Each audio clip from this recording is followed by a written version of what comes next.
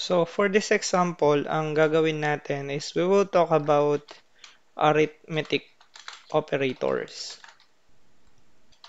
Okay, so ang arithmetic operators, ito yung ginagamit natin sa math.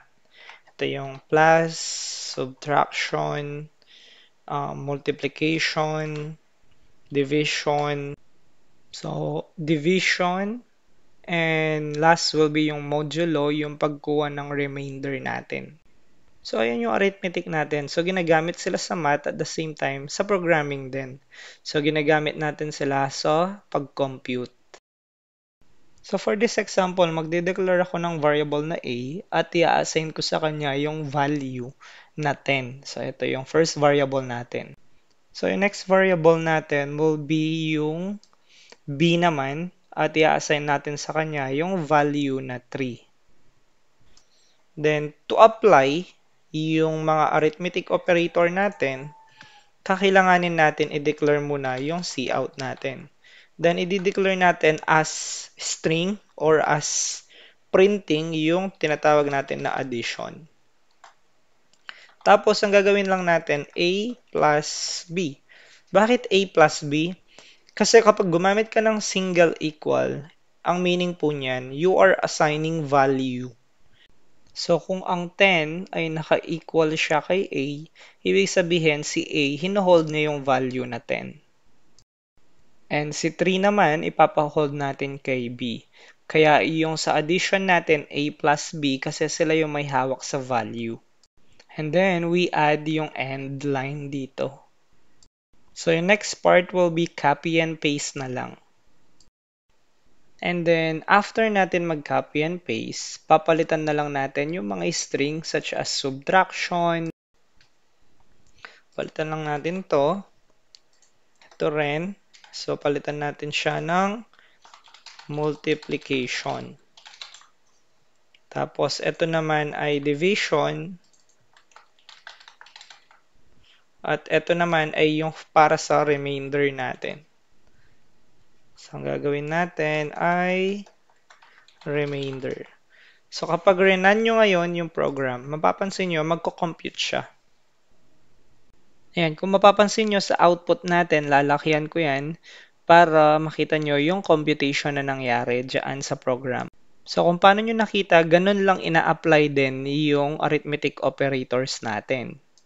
So, kung mapapansin nyo, kung paano sila ina-apply sa math, ganun lang din sila ina-apply dito sa ating programming sa C++.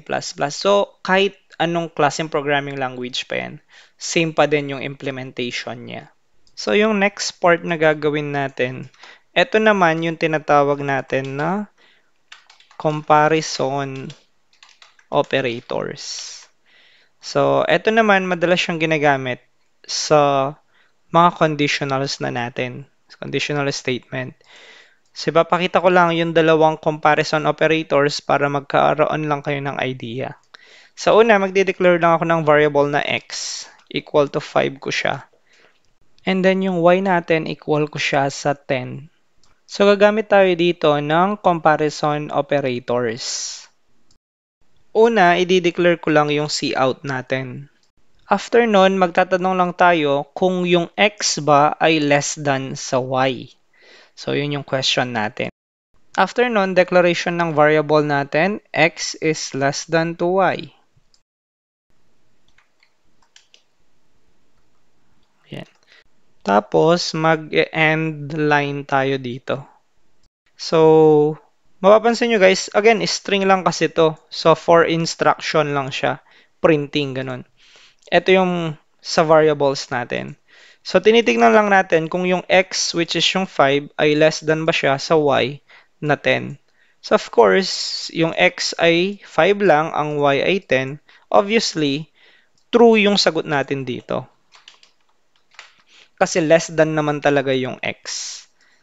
So, next is meron tayong equal na tinatawag. So, let's talk about saglit dito. Yung single equal, guys, is assigning of value. While yung double equal naman is comparing values. So, dito ngayon, sa ginagawa natin na double equal, kino-compare lang natin yung value ni x and y. So, in this case, sa program natin, false ito. Okay, and then remember guys, kapag true ay 1 yan, kapag false naman ay 0 po yan. So let's run the program. Okay, so dito mapapansin nyo yung sagot natin ay 1 and 0. Kagaya ng pinakita ko sa inyo dito, ones and zero. So yan yung example of comparison operators na meron tayo. Meron pang ibang mga comparison operators, makikita na natin sila sa conditional statements na natin. Kumbaga binigyan ko lang kayo ng overview.